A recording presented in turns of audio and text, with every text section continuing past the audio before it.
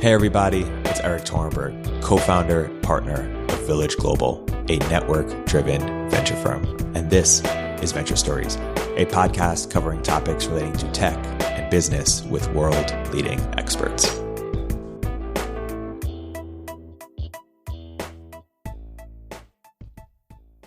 Hey everybody, we're now accepting applications for a Network Catalyst Accelerator program. Founders in our program have gone on to raise money from Lux, Spark, A16Z, Slow, First Round, SUSE, Homebrew, Mavron, Obvious, NFX, Signalfire, and many more. Learn more and apply at villageglobal.vc/network catalyst. We are super lucky today to have Mike Maples, founder of Floodgate. Mike is OG's OG. He's been doing this for so long, and he's been so successful. And he's one of the things I really appreciate Mike is he's all about giving back. He is we've all learned so much from him about the weeds of venture, from how to be a good investor to the ins and outs of building a firm and portfolio construction, but also company building. He has a great podcast called Starting Greatness. Highly recommend you listen to it. He had this Medium post that we're going to get into called How to Build a Breakthrough. Mike has sort of classified the different stages of company building. We did one episode on value hacking, and this one is going to be about insight hacking, which is so appropriate to the On Deck community. And before we get into it, just want to say, Mike, thank you for taking the time to give back and spend time with On Deck today. Yeah. Well, hey, thanks for having me. I've heard great things about this community, so it's fun to have a chance to engage any way I can. So, it's a pleasure to be involved. Perfect. So Mike, let's get started. Why don't we talk about the why behind why you wrote the post, How to Build a Breakthrough, how you sort of see insight hacking as it's different from sort of the startup canon before it, sort of lean startup, the Steve Blank, of which you're very close to and have done a lot of work with those guys. What niche you saw your post and your ideas filling? Yeah. So the main thing I got interested in is you can get product market fit for an idea that's just not a big enough idea. And so, and you end up iterating to a local maximum. And so, this is an important question for me because I'm investing in companies before they're really companies yet, right? So Twitch was Justin TV and Lyft was Zimride and Okta was Sasher. And so in all those cases, had we invested in it for what it was, we wouldn't have done it. So then what are we investing in? And we concluded that we were investing in a killer set of founders and a powerful insight. And so then you start to ask, well, what makes a powerful insight? And so I started to spend time with Erik and Steve Blank, and they said, that's a great question. That's not what we were really trying to solve with customer development and lean startups, right? So with customer development and lean startups, what they were really trying to solve was a lot of startups failed because they build a product and then go get customers. And they failed because of product marketing failures in many cases, or didn't understand the importance of applying the scientific method of getting product market fit. So I got interested in the question, is there a scientific method for getting powerful ideas in the first place? Because, when you're a founder, you're making a bet and you're betting your time, which you're not going to get back. And so how do you know if the bet's worth it? So I spent some time working on that. And that's when I started to come up with these frameworks around insight hacking and backcasting. And I guess if I were going to net it out, customer development basically says, get out of the building and run experiments based on a set of business model and customer hypotheses. What insight hacking says is get out of the present. Too many startups are started by analyzing the conditions of the present and looking for white space. And what I assert is that you might have a startup with an okay outcome doing that. If the metaphor of customer development is your scientist running experiments, the metaphor of insight development is your time traveler living in the future. And you're trying to understand what are plausible, possible, and preposterous potential futures that are more probable than people in the present realize based on some type of insights that you develop. And so that's kind of the process. And then you kind of, there's a set of steps that I recommend that get you to the sort of, do I want to cross the Rubicon and make this bet and plunge in and now do customer development, and I'm a startup now. And let's talk about those steps. Are those steps the different inflections?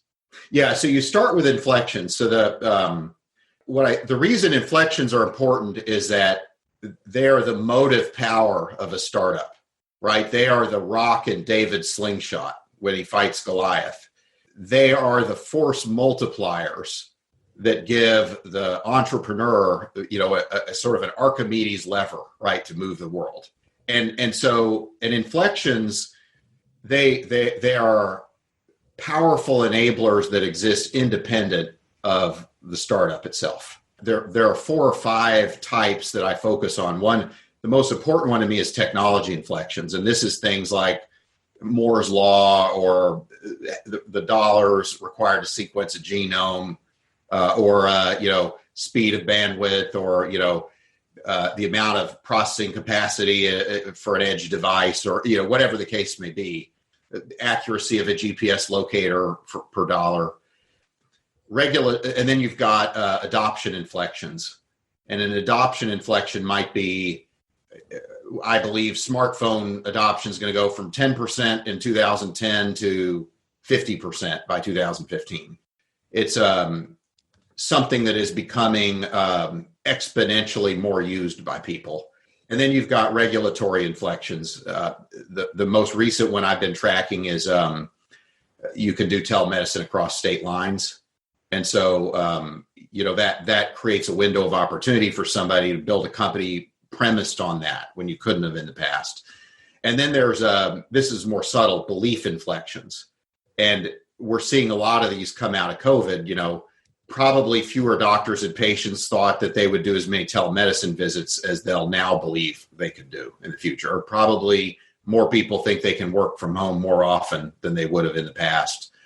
And you see these in politics too. Like when I was a kid, I wouldn't have anticipated that gay marriage would have happened in my lifetime, that people would have just said, okay, yeah, that's fine. Look, not everybody agrees, but I'd say it's kind of the mainstream belief now. So it's like a belief inflection is when something goes from being a heresy to seeming pretty reasonable to most people.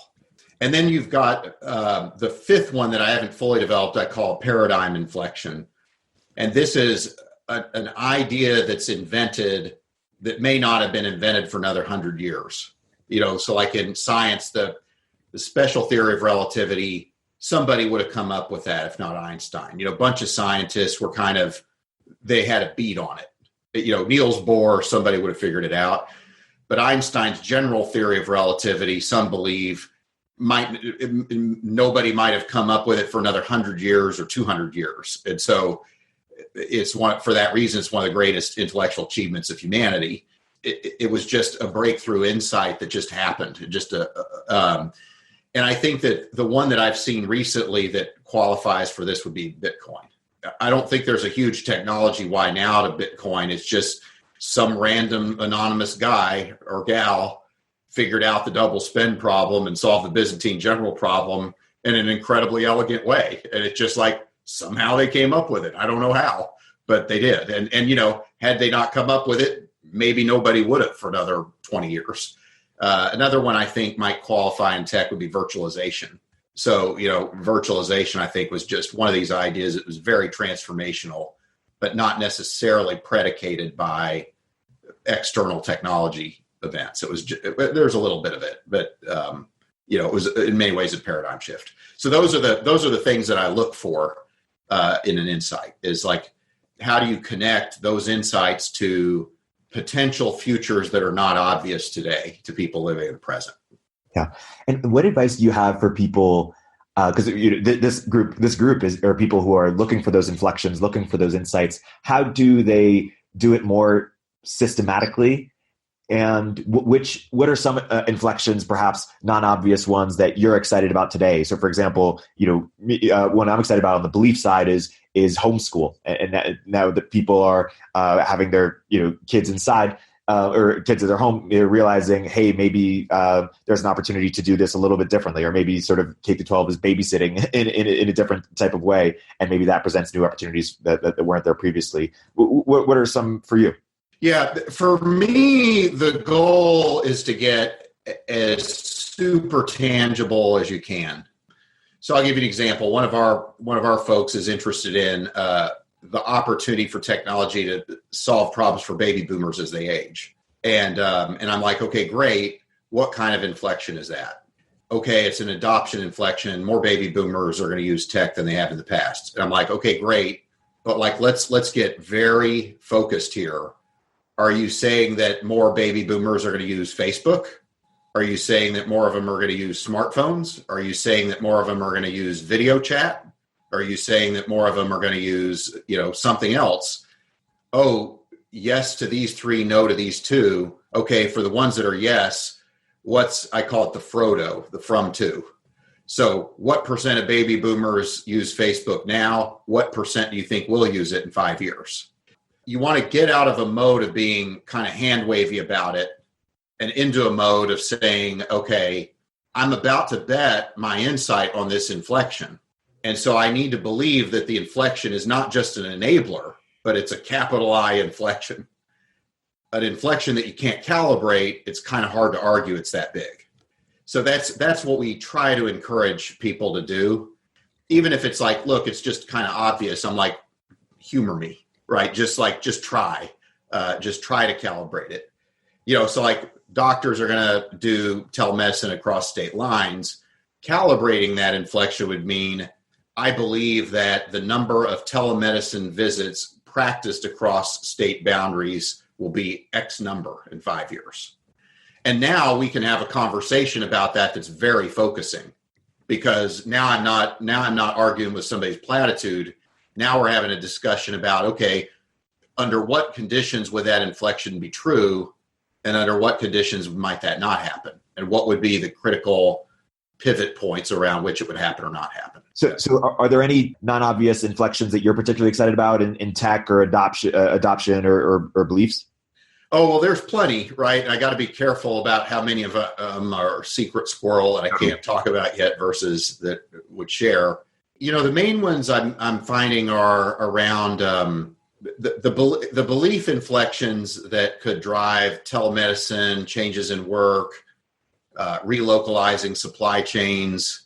I think could be, distance learning applied to homeschooling and other contexts, I think could be interesting. But what I'm really searching for right now is more technology inflections. There's this idea that, being early is as bad as being too late. And so how do you think about the timing of these inflections, or the timing of sort of imagining these futures? Like what type of inflection might you be looking for something like virtual reality or some other sort of emerging? Right. So maybe that's a good jumping off point to describe it. So you come up with a set of inflections, and then you say, okay, now I need to get myself in a headspace where I'm thinking about living in the future rather than the present, right? So, and this is where backcasting comes in. And so I like to say that when you backcast, so forecasting says, I'm projecting from the present forward.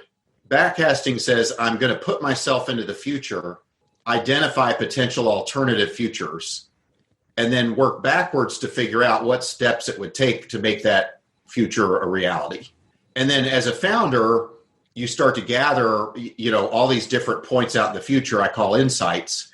You start to gather these insights.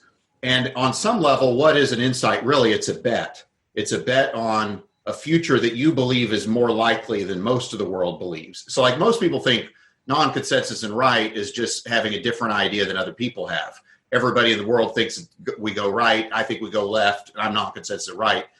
But to me, what non-consensus and right really is understanding that there's a potential future that is underpriced today, that's underappreciated for how plausible it is.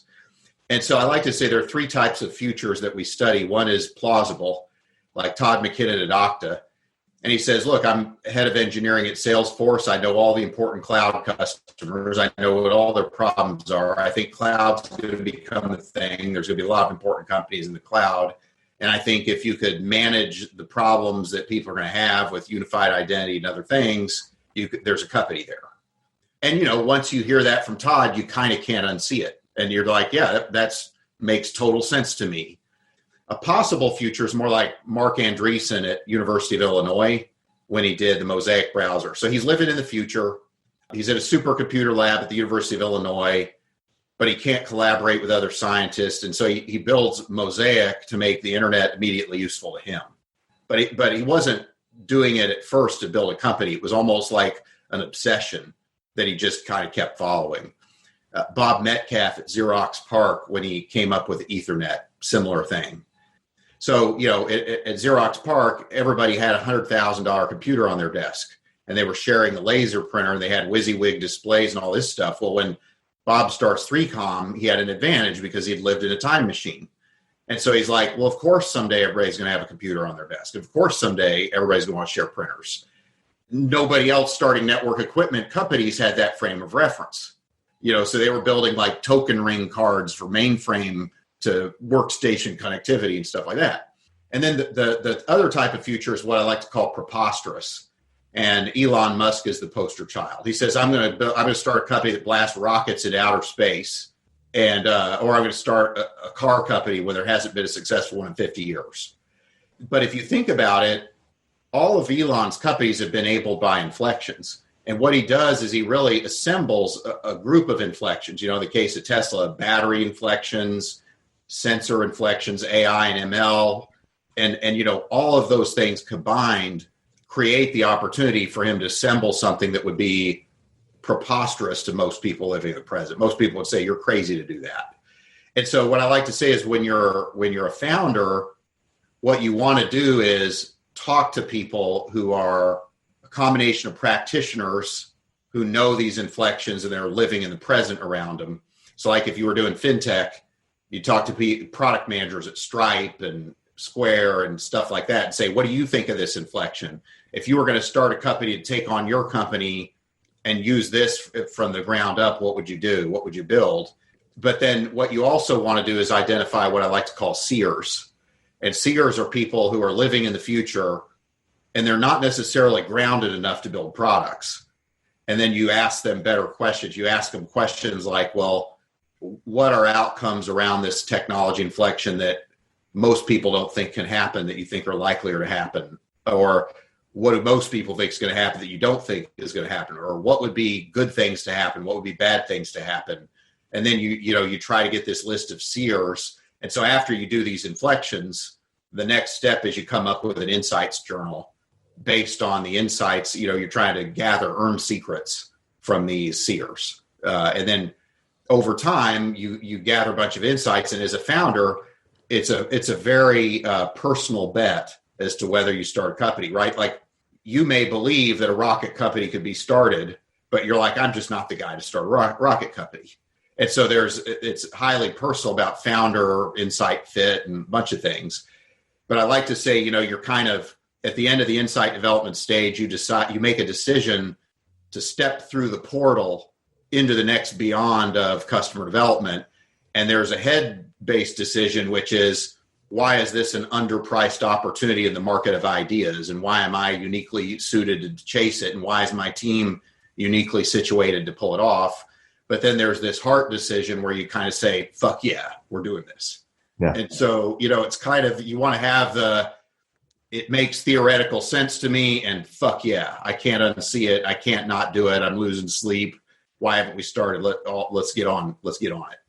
Totally. So let's use VR as an example, because I think it's an interesting one in that most people, if you're backcasting or seeing into the future, would probably agree or would probably think, hey, VR, AR in some capacity will play a much bigger role in our lives than it does today. But it's really just a question of when and how and in what capacity and what that looks like. Let's say we took that as given.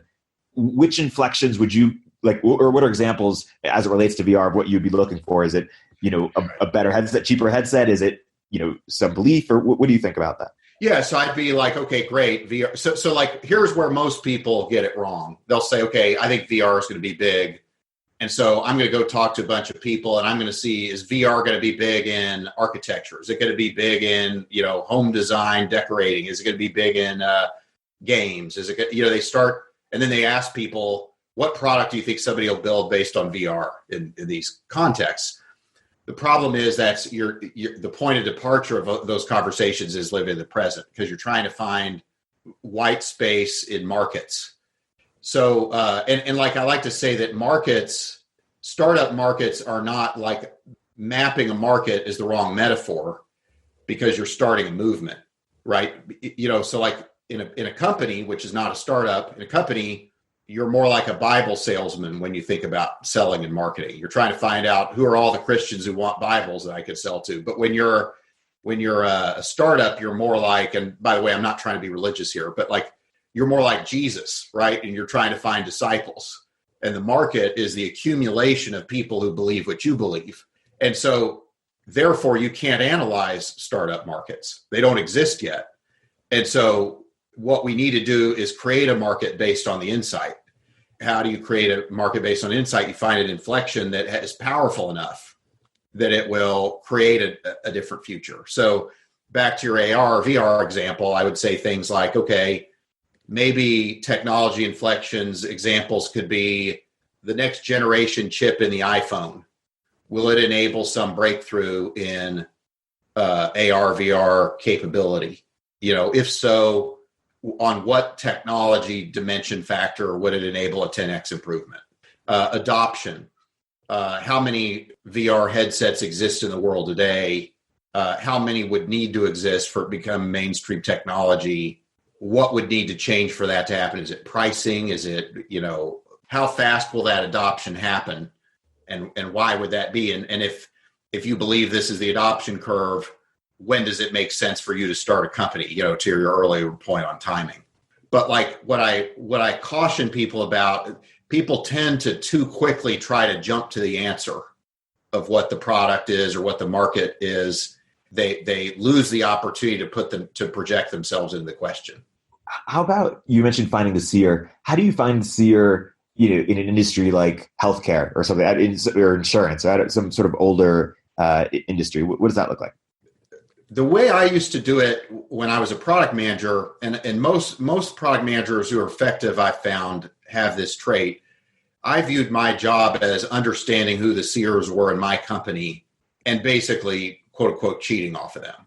And so like what you learn is what is an entrepreneur really? On some level, an entrepreneur marries the impedance mismatch between the seers and the practitioners. Practitioners are practical. They want to know what's next, so what's the next product. Seers, very often, if you try to get them to articulate the product that would succeed in this future, they get frustrated by that conversation.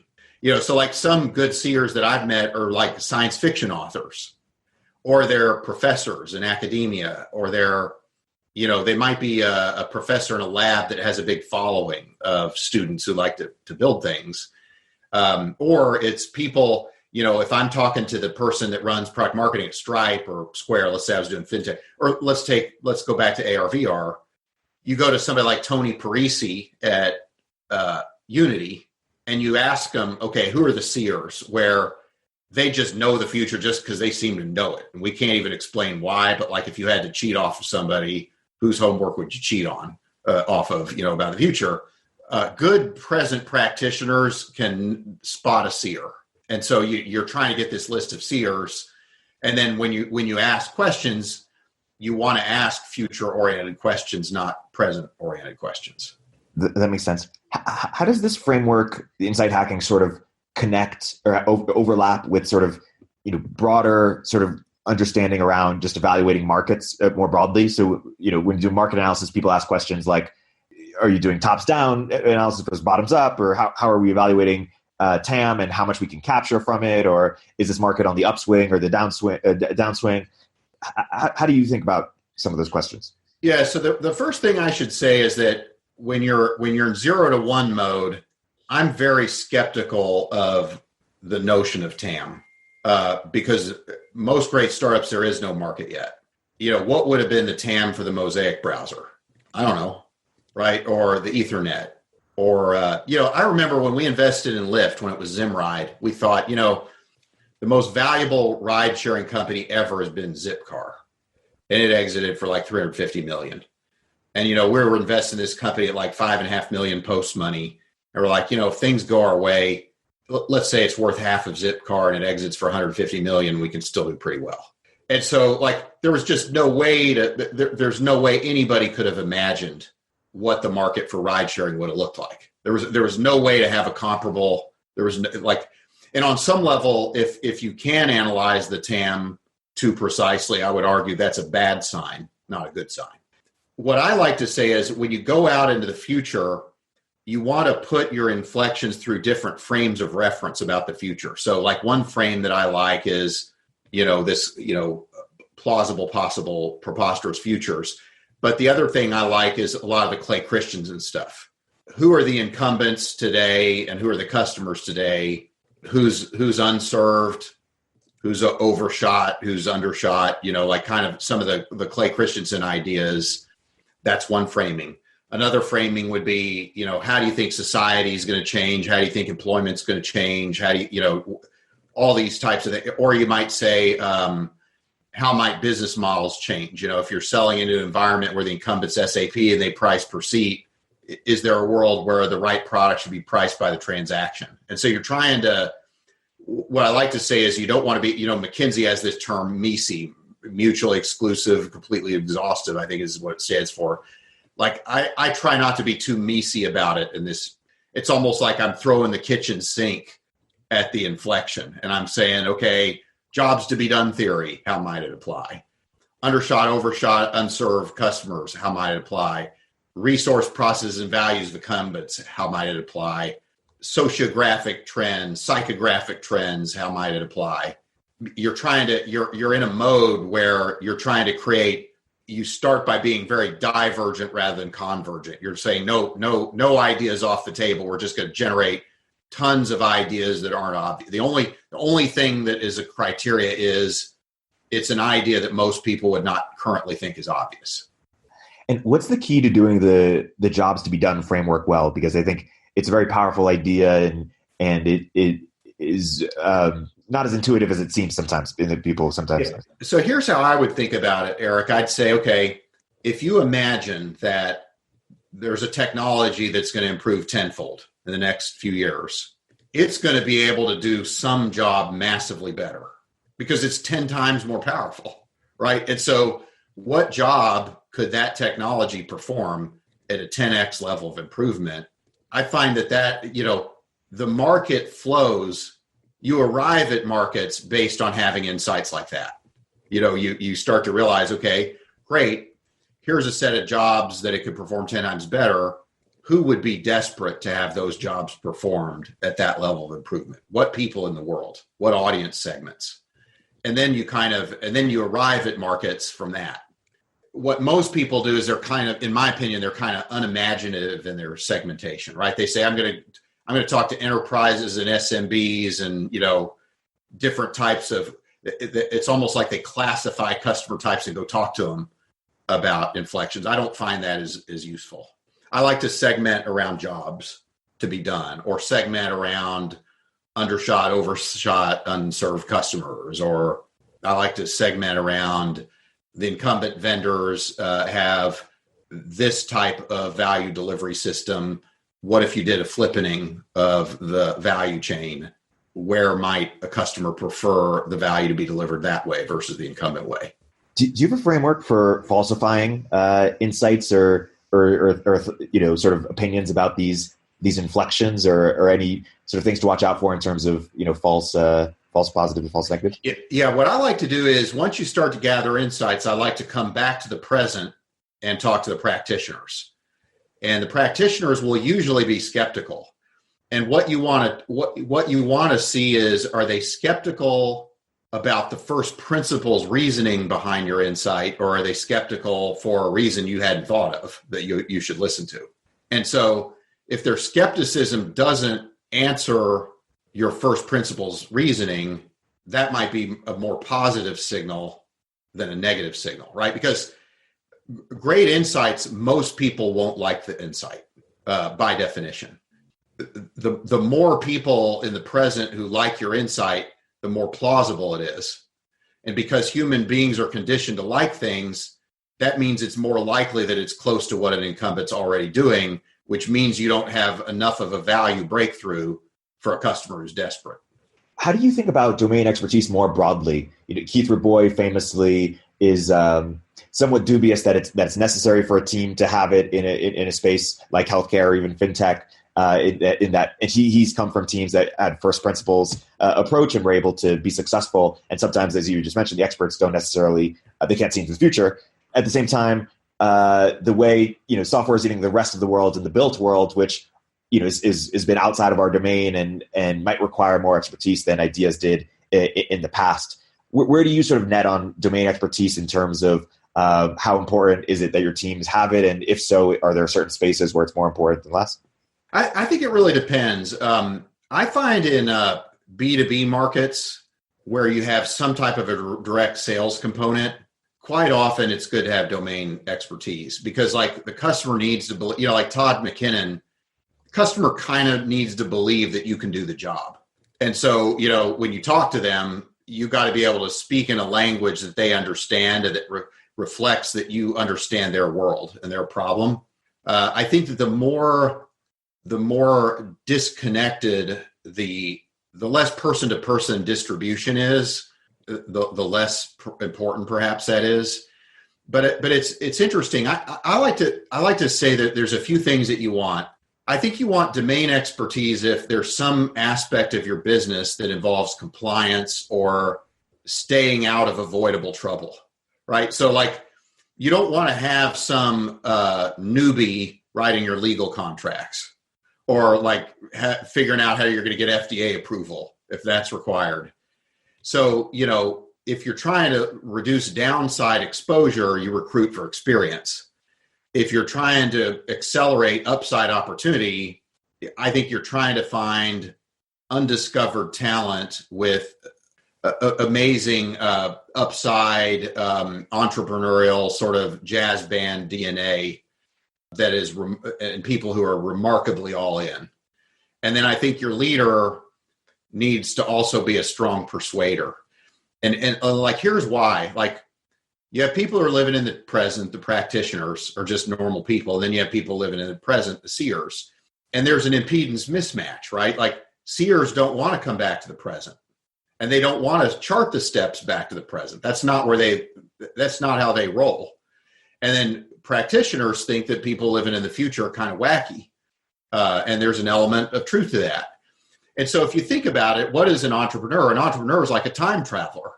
And they project themselves into the future. They discover insights. And then they come back to the present and they use their persuasion skills to persuade a set of people to move from the present to a better future that they're able to articulate. And so that better future, you should be pretty dogmatic about, but you're pragmatic about the steps to get there. You realize when you come back to the present that most people won't like your idea. So that the challenge is to find the subset of people who do, who are in on the secret with you. And as you accumulate people that join your movement, your idea goes from heresy to the conventional wisdom as the movement accelerates. And now all of a sudden, your market can be studied like a normal market, and your company can be evaluated like a normal company.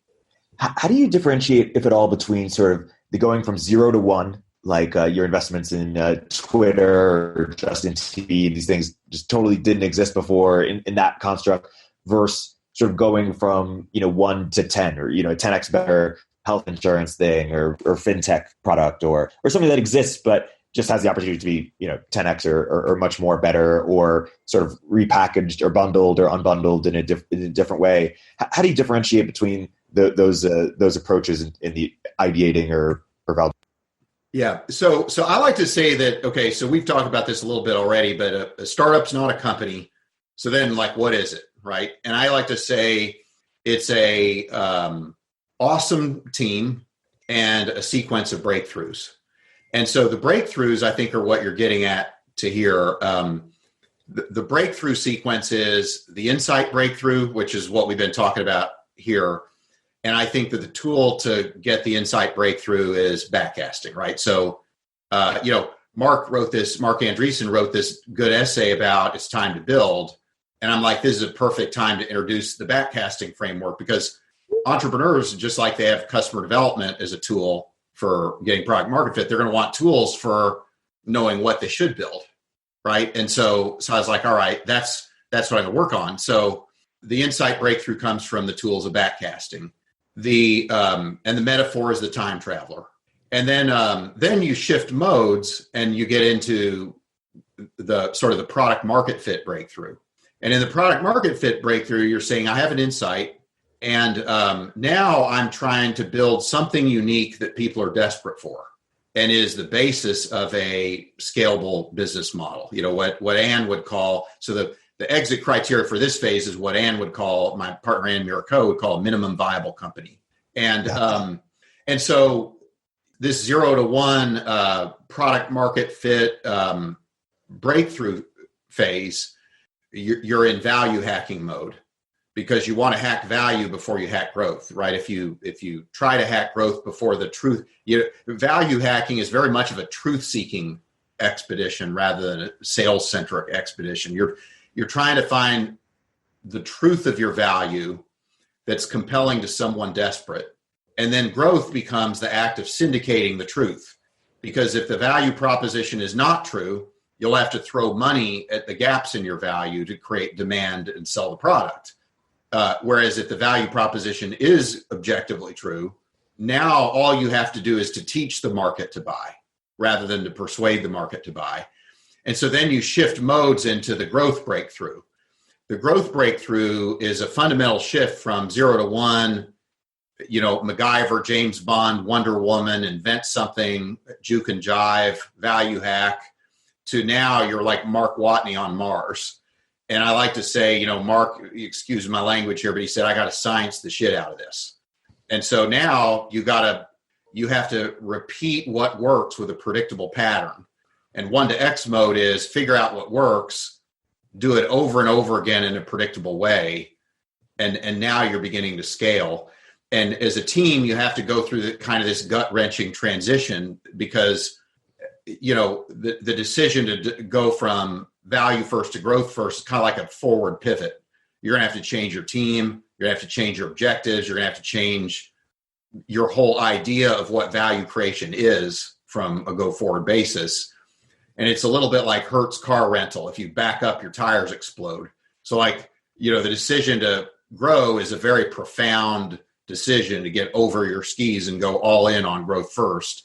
And to as a team to emotionally decide, I'm willing to make the changes that my team necessary to predictably execute rather than just to learn about breakthroughs. So over time, you progress from being completely a jazz band to being more parts of your business are like a marching band. And the people in that part of your business, they want sheet music and they want to march in precise formations. And if you don't provide that for them as a leader, that's a leadership failure in the growth phase. And so, in the growth mode, I like to say the metaphor is an engine, and marketing, sales, product economics, customer success, upsell, all of those things become like gears in a machine that operate in harmony together to produce the growth output that you desire. So you say, I want to grow this fast, burning this much money. Mm-hmm. And then you instrument all the gears in your machine to guarantee that would happen if they operated together. And then you want to have owners of those gears who aren't founders, who think like entrepreneurs and achieve the output required of each of those gears, and then have a process that alerts you immediately if you're off track. Because like a lot of startups, they crush 0 to 1 and then they go raise a Series A and they flame out in 1 to X because they still act like 0 to 1 operators, and they do too many new products, too many new markets. Their growth, they don't have consistent playbooks for sales to execute towards. And so it goes from being awesome, everybody in it together exercise, to being kind of a screwed up mess. and everybody's at the founder's door in a line, and everybody's saying, why can't we focus anymore? Why can't we make decisions anymore? Why can't we decide whether we're going right or left anymore? Those are all symptoms of a company that's not succeeding in 1 to X mode, that hasn't made the necessary adjustments to evolving the type of band that they are. Yeah. No, I love that, from 0 to 1 X or 10 version of a company. I'm curious to ask you in a different way, which is there something different when you're thinking about sort of these inflections, when you're thinking about an idea that's going from 0 to 1, i.e. something that totally didn't exist before, versus something that exists and is just, you're just making it better? Yeah. So I'm not a big fan of make something better kind of startups, right? So I'm probably not your guy to talk to, because I pass on all those. I basically believe fundamentally that you never want to be the best, you want to be the only. And this is where inflections can be so powerful, because if you did the work in the inflections and insight phase, and you connect it to a product with a value proposition that people are desperate for, it's axiomatic that you'll be able to perform a job with your product at a breakthrough level of improvement that won't just seem like it's better. It'll seem 10 times better, which now it won't even seem like it can be considered in the same discussion. And so, like, on some level, if you follow the sequence correctly, the lack of such a value proposition, it's either because we didn't get it right in the insight phase, or we weren't focused in our value hacking on finding the desperate customer. And to go back to inflection for a second, I know you'll send us some templates, but yeah. Is it as simple as hey, just talk to the people in the present and talk to the seers? Are there other ways by which people can get, really smart on understanding or having unfair advantage and getting sort of, regulatory inflections or adoption or technology? Yeah, and it kind of depends. So I should have also mentioned that when you're an investor and you're an entrepreneur, there is an important difference in how you do stuff. So as an investor, I'm investing in the founder, right? So I don't have to ultimately come up with the idea. So when I do backcasting, what I'm trying to do is collect a set of insights. And my hope is that an entrepreneur will come in and pitch me sometime, and my mind will be ready to understand, whoa, that is an interesting idea. This person's onto something. And so the way I used to do that was I would just start to gather these insights, and I would talk to seers. So like when I would talk to Evan Williams back before he was starting Odeo, and then he eventually did Twitter with Jack, but I didn't come in and say, so what do you think is going to happen in podcasting? Right. It was more like I'm doing some backcasting work around this thing that people refer to as Web 2.0. And these are some of the different futures I think might come about if this plays out the way I think it might. And here's why I think that. And now Ev can sort of look at the list that I have, and he could say, well, I just disagree with that. Or, never thought of that before. Or have you thought of this? And then I'm like, well, wait a minute. Have I thought of this? Tell me what this is. Tell me more about that. Like, why should I be thinking about that? Why did you bring that up? And then I just start taking furious notes. And then when you go talk to the next person, you've got that added to your list. And if you have 50 conversations like that with the right people, you're going to get pretty smart about the area pretty quickly. Pretty soon you're going to know things that not everybody else knows, or you're going to know a bundle of things that very few people know as a bundle of things.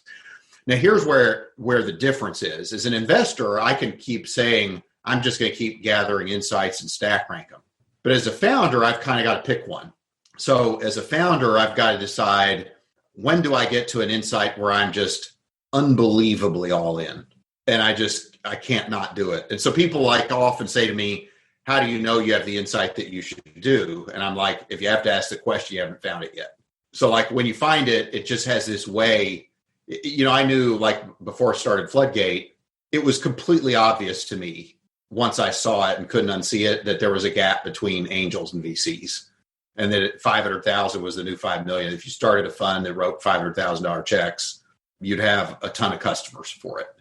And then people would say, well, what would you have done if you couldn't raise the money? And it just didn't even occur to me I wouldn't raise it, right? I was just like, this idea is right. The only thing I hope is that I'm not too late. I hope somebody hasn't figured it out before I have.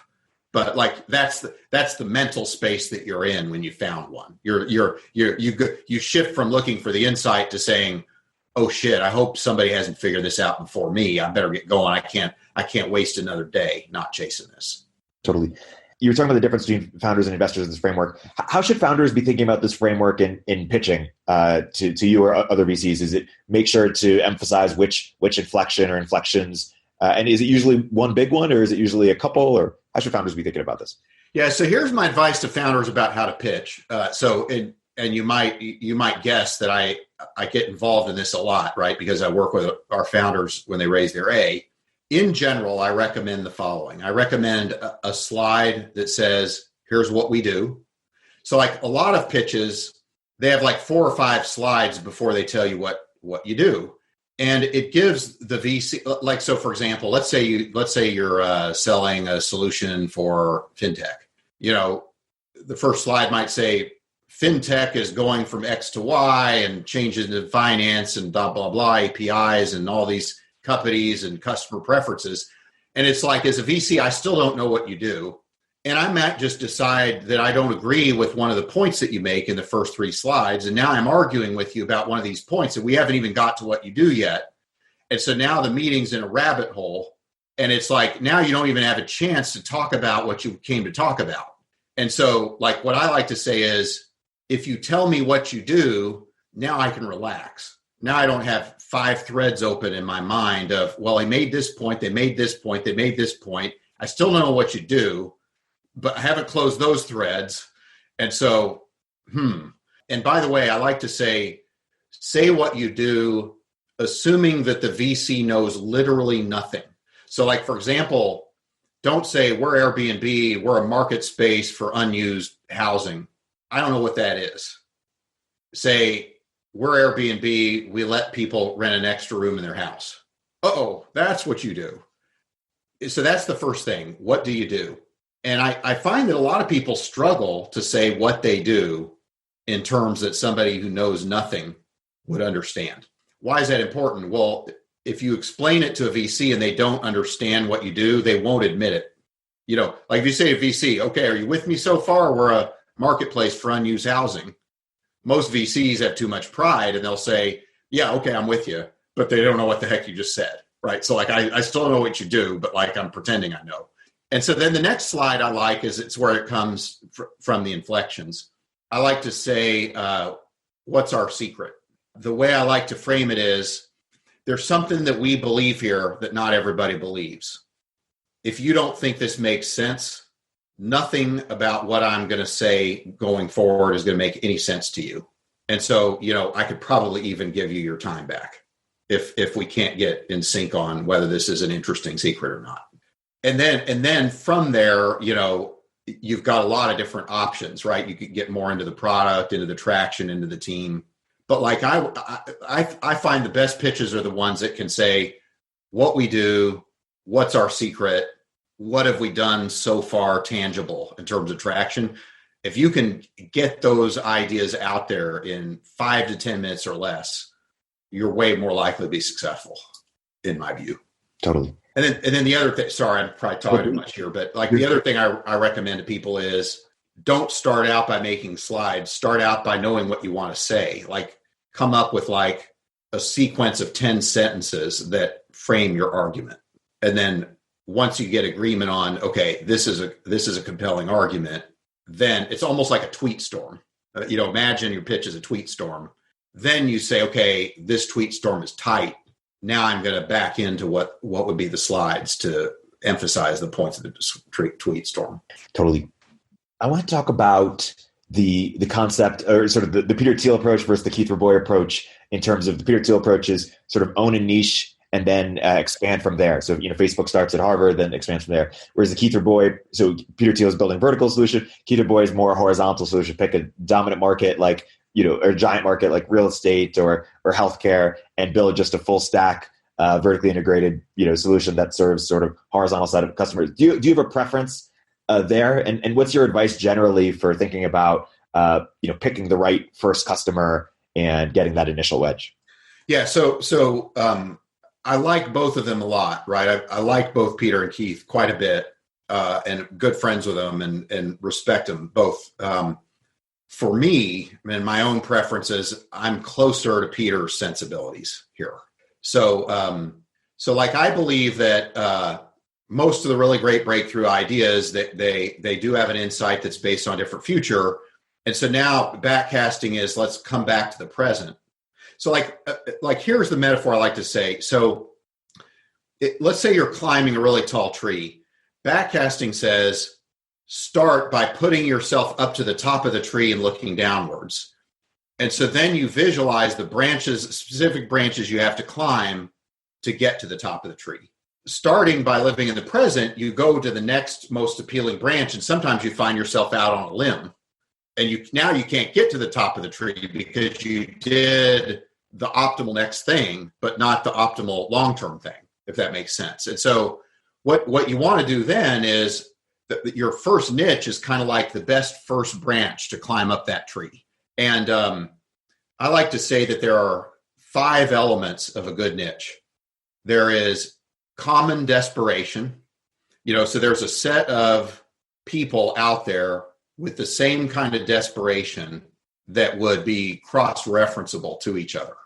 And very often I find desperation can be addressed with a job to be done, kind of Clay Christensen theory. And then the second thing I like to find is tangible results. Not I'm going to make your customers happier, I'm going to give you peace of mind, but it's like I'm going to triple your lead gen in 90 days, or I'm going to double your NPS score in 6 months. Something, the what's in it for me equation. And it should feel like a breakdown into desperation. You should have a breakthrough tangible result. And then the third thing is a believable solution. And so the customer has to believe that you can deliver on the value proposition you're promising.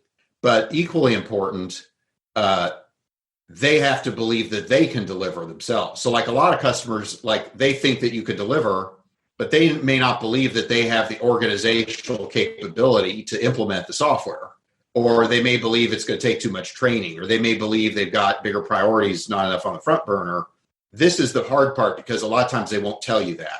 Customers don't like to tell you, my organization not capable enough to do this.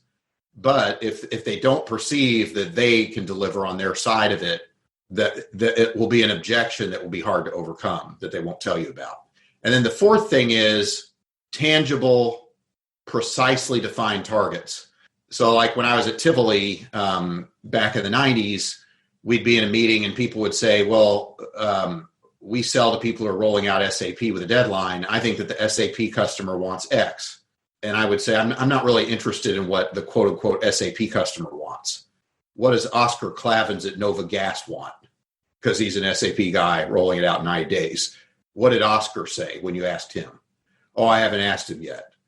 And I'm like, all right, well then what's this meeting about then? What are we doing here? And so like, you don't want to just have the personas. You want to have the exact names of people you're talking to. And then the last thing, I've never really figured out a good term for it. It's your different, not better claim, but it's like, it's something that causes people to root for you. It's a little bit of I call it the WTF element.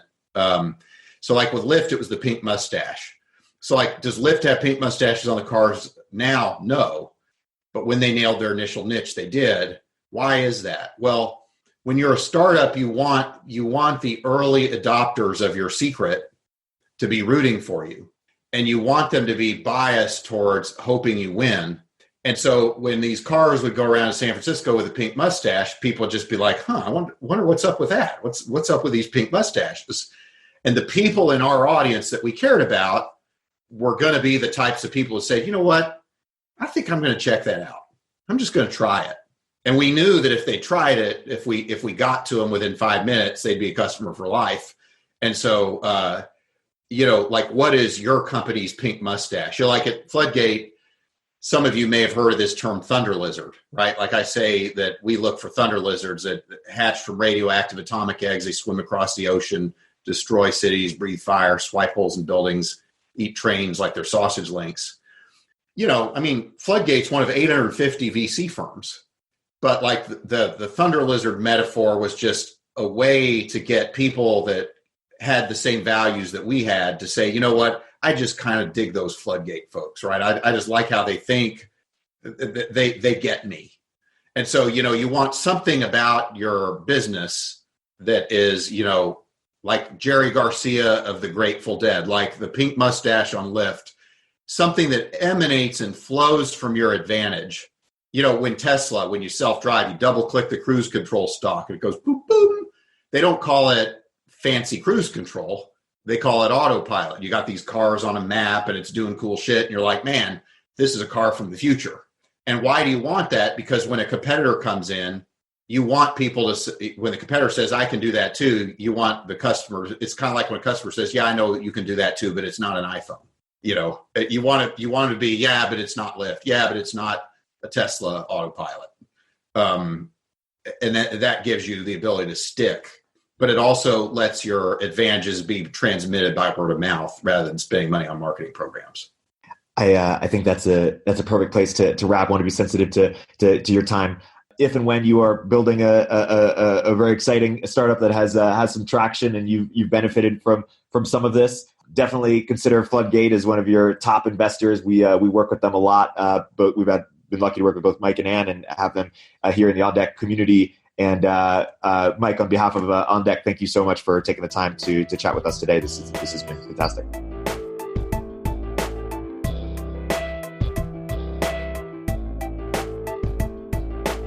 If you're an early stage entrepreneur, we'd love to hear from you. Check us out at villageglobal.vc.